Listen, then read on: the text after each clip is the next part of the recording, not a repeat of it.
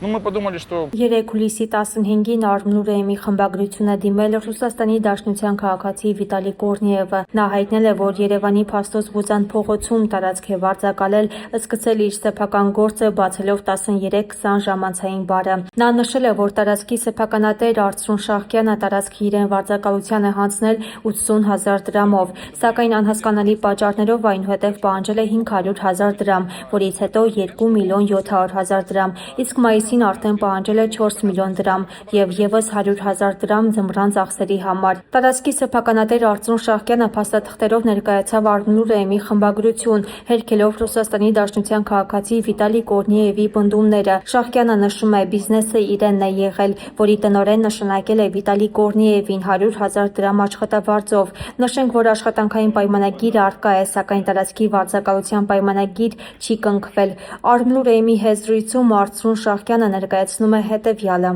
Մի քանի խոսքով նախապատմություն ներկայացնեմ։ Ամերիկայի Միացյալ Նահանգների Կալիֆոռնիա նահանգում կա Սոլվանք քաղաք։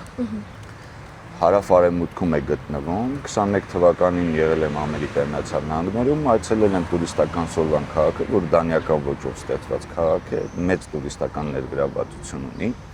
Ամբողջ քաղաքը մեկ հարկանի փայտյա շինություններով և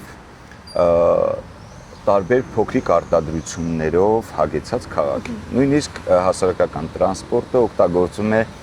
ձիերի միջոցով, քաշելով անպատասխան կարգեր եւ այլն եւ այլն։ Հետաքրքրվելով, որովհետեւ կոնցեպտը ինձ շատ դուր եկավ, հետաքրքրվելով, թե արդյոք նմանատիպ կոնցեպտ օգտագործելով Երևան քաղաքում, որովհետեւ Երևան քաղաքը հաստատ համոզված եմ շատ ավելի հին պատմություն ունի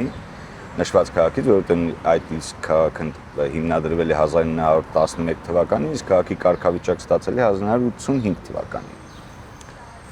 Ինձ ասացին, որ իրավունք ունեք, բացի անունը օգտագործելուց, հնարավոր է, որ դուք կարողանաք նույն կոնցեպտով իրականացնել։ Քանի որ մեր տարածքը գտնվում է Երևան քաղաքի ամենափոքր կենտրոնում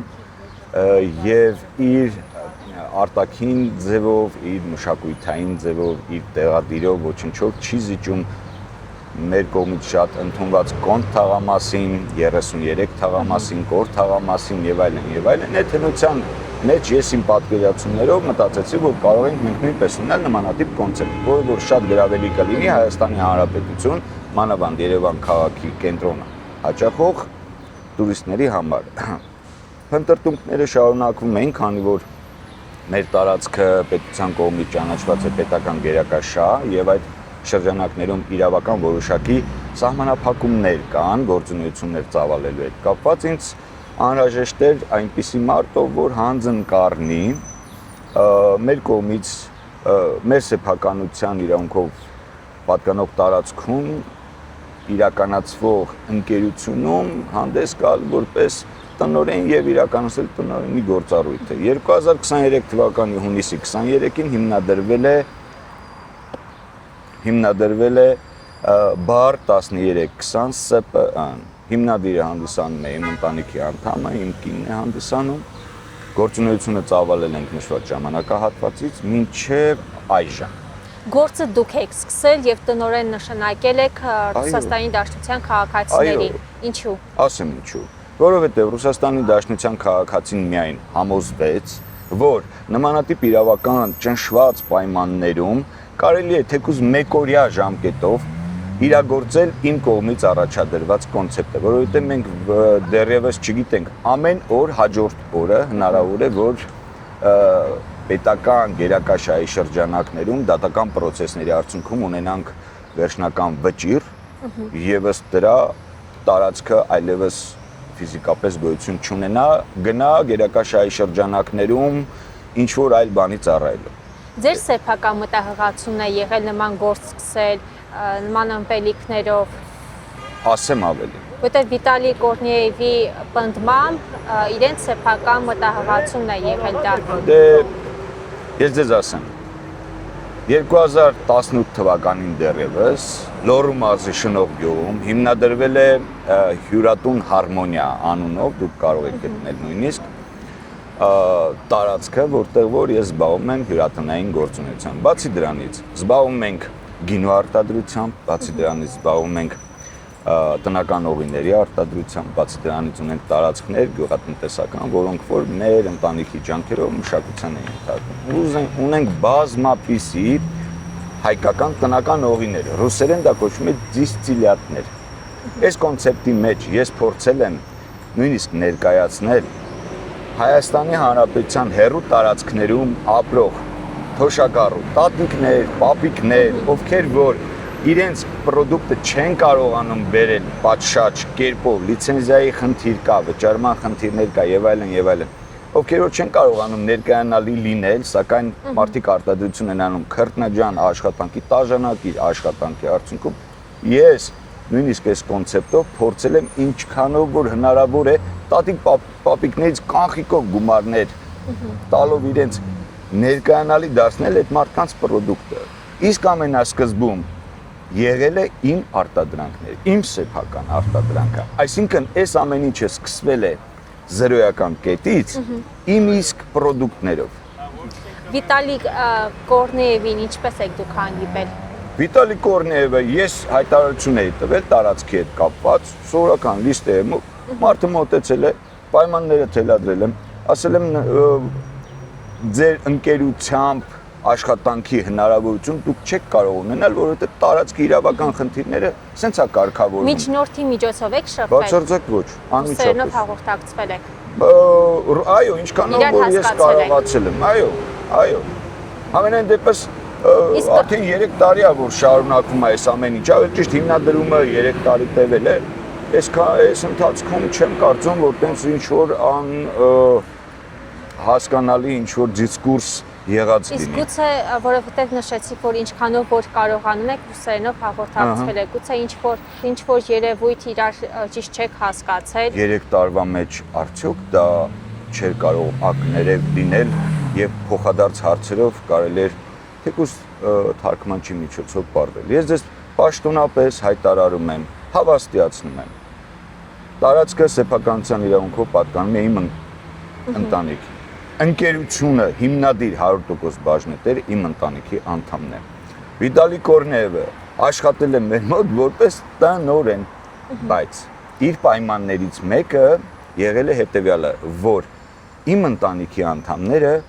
ֆինանսական եւ բանկային հասանելիություն չունենան եւ մենք չենք էլ չգիտեմ, դա իր պայմանն է եղել։ Միգուցե ներողություն, միգուցե որպես իր համար երաշխիք որպեսի ֆինանսական միջոցները բացառապես տնօրինի ինքը։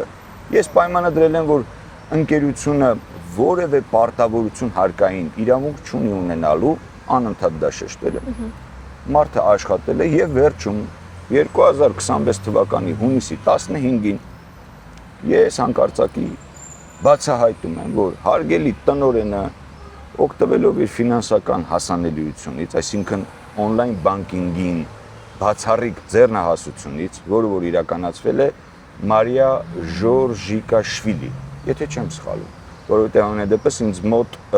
որպես գրանցված տվյալ անձի անունն էր երևում։ Ով է ինքը ներկայացել է որպես իրանց ընկեր։ Այդպես ամենայն դեպս ներկայացել։ Ուրեմն ասեմ ձեզ, 3 տարվա աշխատանքային արդյունքում Հայաստանում աշխատանքային գործունեությունը ինչպես է իրականացում, եթե ինչ-որ վաճառք է կատարում պոստ տերմինալներով, գեներացվում է կանխիկ գումար եւ անկանխիկ, այսինքն գործարքները երկու տիպի են։ 3 տարվա ընթացքում